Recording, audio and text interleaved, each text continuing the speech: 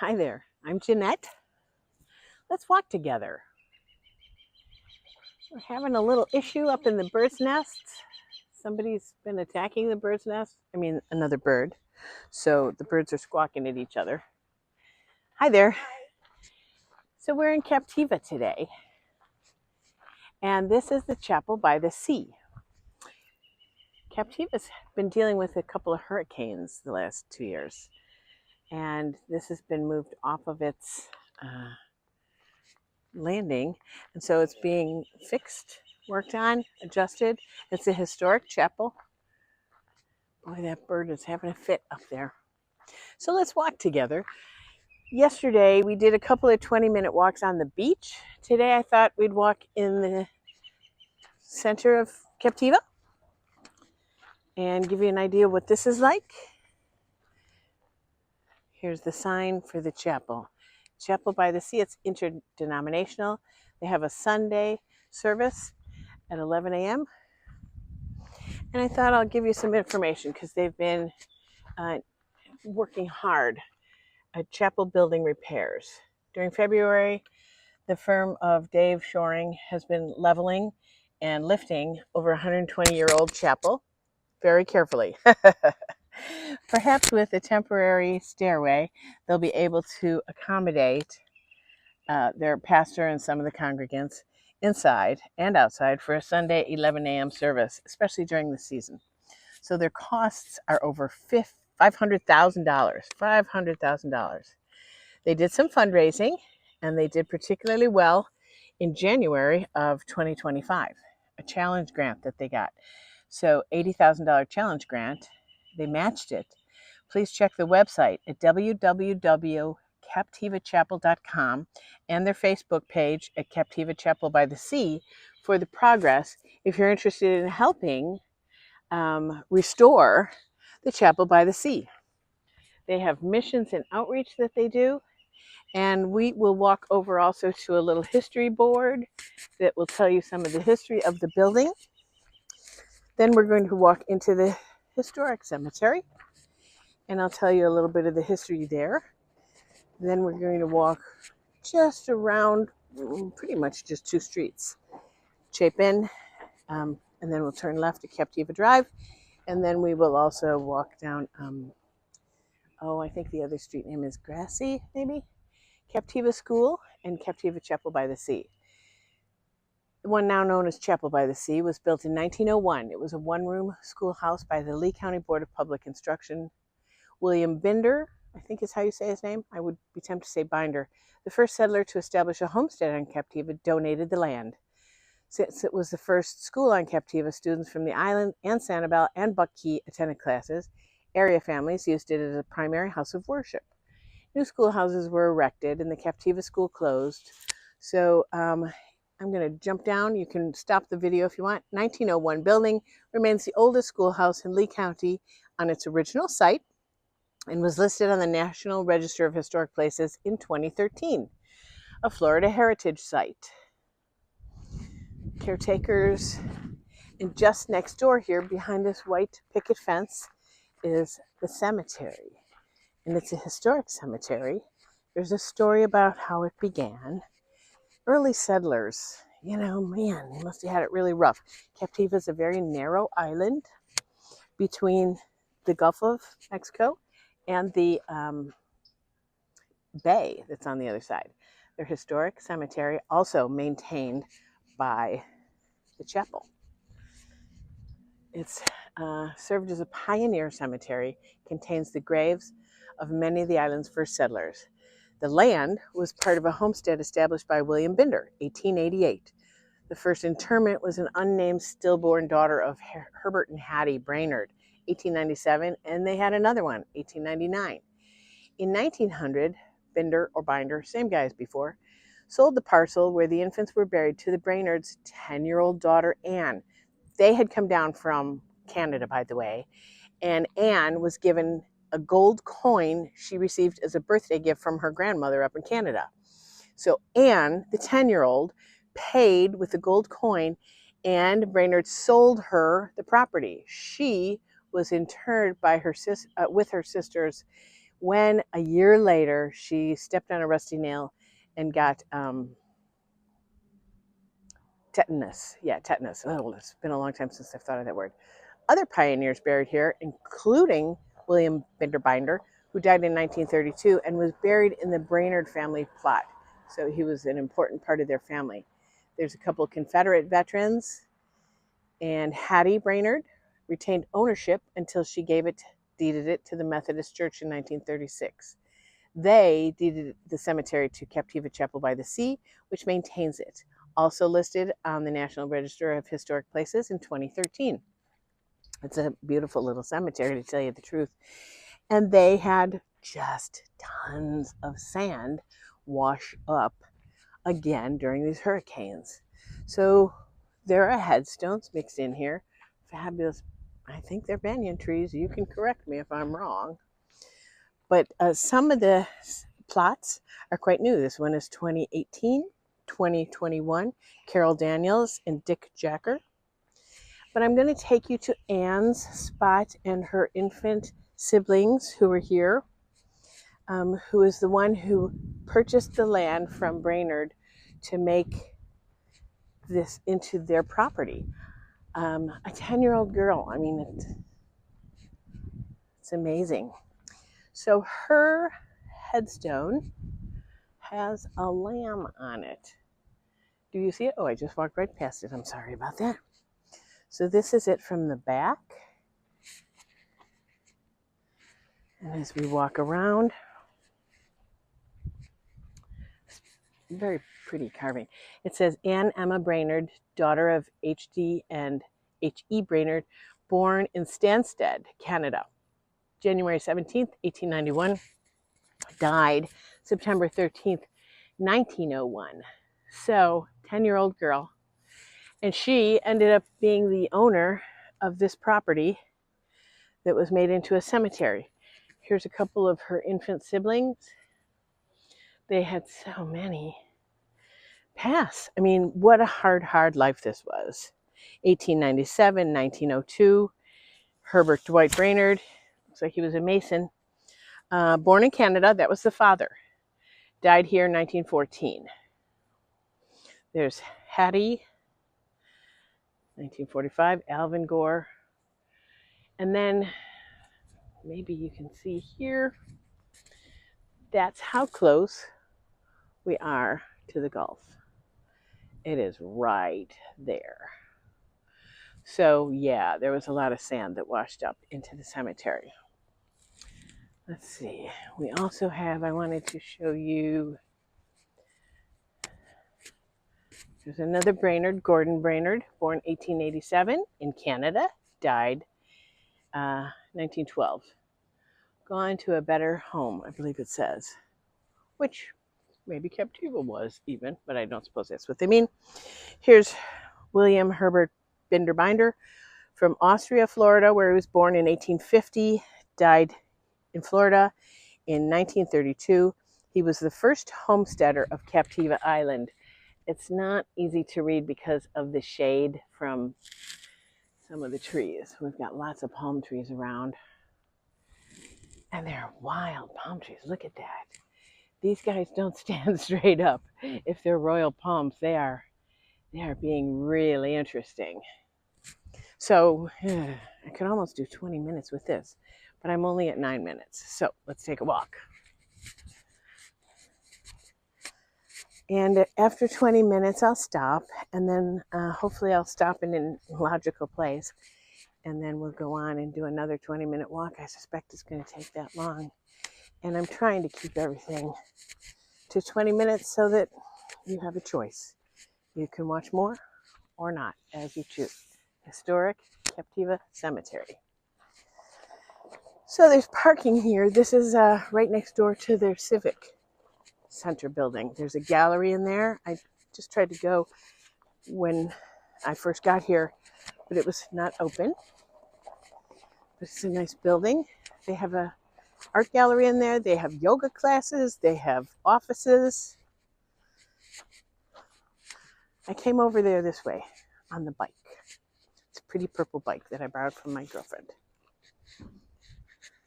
So that's the Civic Center. Just steps away, really. This is Chapin Lane that we're going to walk on. Captiva Civic Center. Still so much construction happening. I'll take you to a rental place that's apparently quite nice, but it isn't actually opening officially until tomorrow. And today is the 28th of February.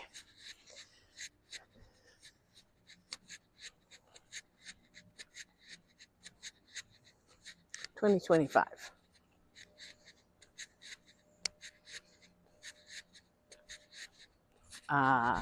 Poppy's Paradise. Lots of the places have names as well as addresses.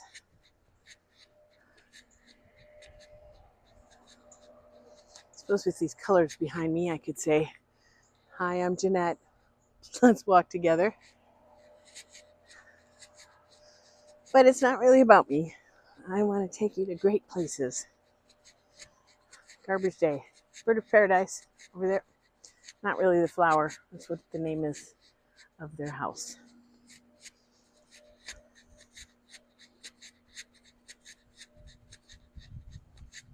You'll see lots of signs. Both real estate signs for sale, for rentals. So if you come to Captiva for a vacation, there are weekly rentals, maybe weekend even. This one is way under construction. Bird's Nest. It says it's a Verbo. There's a Verbo number. If you want it, freeze the video and see what it is. This is interesting because they're just garage doors, which I don't love in the front, but it's got beautiful flowers around the garage doors. Tarpon Tails.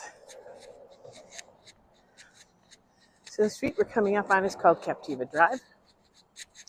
It's the main street through the whole island, actually.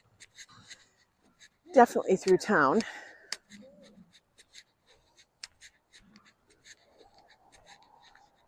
So the speed limit's pretty slow, probably 25 miles an hour. There's a lot of people biking and walking, but I'm a wimp, so I get a little nervous.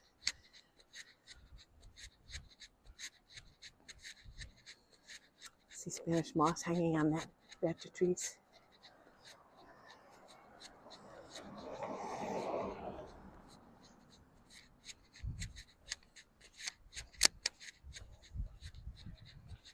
So Captiva architecture has just loads of color.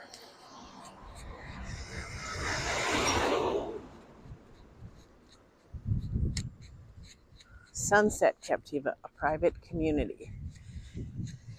You don't want mopeds, motorcycles, nothing coming in that doesn't own or rent.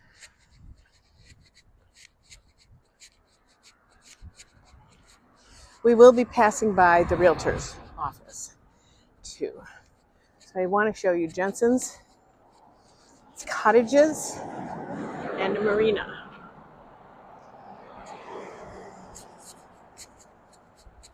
Jensen's. Since 1977, marina and cottages. So this is who's opening tomorrow. I suppose you hear the trucks. I mean, for the next year or more, there will probably be a fair amount of construction traffic going through town, but they're adorable cottages.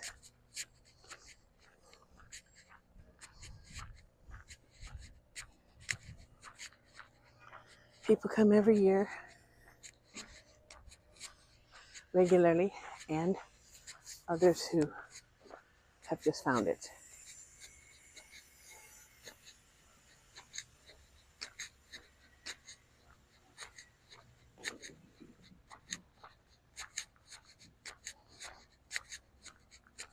It is pretty convenient that they have a marina.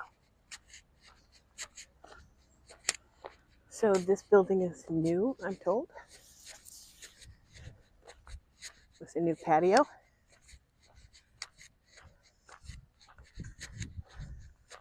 Hi. Oh, how are you doing with that game? Are you good? No. Oh, I've tried it. I'm not either. I'm going to videotape some of the marina.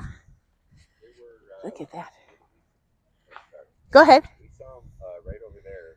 Oh, the manatees? Oh, thanks.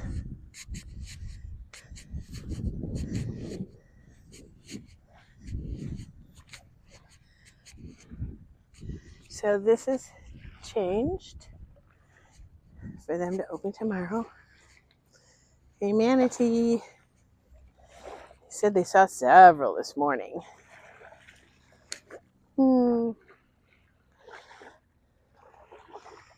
I saw one when I walked by earlier. I don't see any right now. They look like shadows under the water.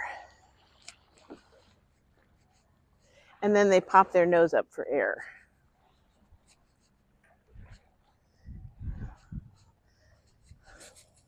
So I think they've done a nice job with the new construction. This marina and the one next door, both nice.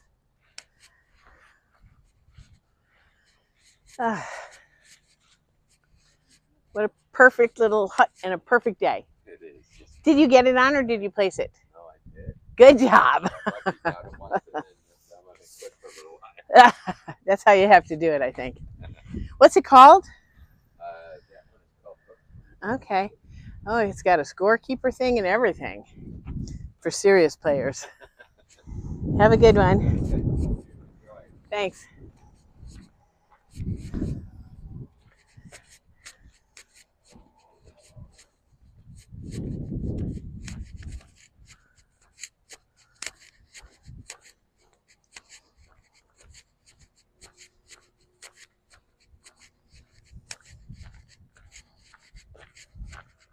So we're going to head back out onto Captiva Drive. Hi. And go just up to the next street, turn left and walk down there.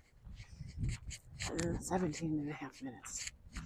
So maybe what I'll do is just get us up to that street and start a new video up there.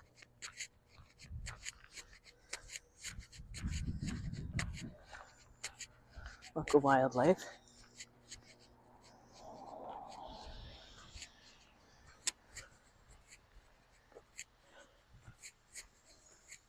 Some cute cottages. Cottage 1. I tend not to walk behind people for long. So I'll be going around. Pardon me. Hello. Oh. We'll go this way. Heard your voice. How you doing? Good. How about you? Good, good, thanks. What a beautiful day. Yep. And the clouds all went. Huh. Royal Shell is one of the realtors here. It says rental accommodations. So they have some control of it. This is McCarthy's Marina. They have cruises. Looks like they have a sunset cruise. Farmers market in town. I've been to it, but this year we're not here on a Tuesday. 9 to 1 at the South Seas Resort, but it is open to the public. Royal Shell is a huge building. So across behind that motorcycle is what was and probably will be again the bubble room. You can see all the kooky colors. Ooh, I guess they do have a little outdoor area with ice cream. You can see it with the red umbrellas. That part is open. The rest of the bubble room is going to take some time. It's a huge restaurant. Everybody's been struggling since the hurricanes. You can see the sign for it. Really wonky, crazy, kooky, funny restaurant. Hi. Island store is sort of a general store. All kinds of things that you would need or want are available in the Island store. Still the real estate. Hello.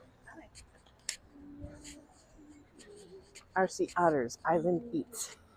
First little restaurant to come to. Whoosh, a lot of cars. There aren't a lot of choices in town right now, especially right now since the storms.